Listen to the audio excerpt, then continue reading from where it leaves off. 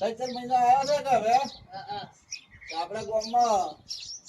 લક્ષ્મી માના પૂજન ક્યાં રમે છે જોવા જ આવું છે વતને જ આવું છે પાછું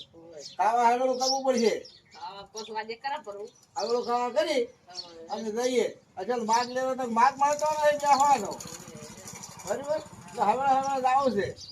પહેલું જવું પડવું છે આગળ આગળ હેડો આગળ આગળ જવું પડવું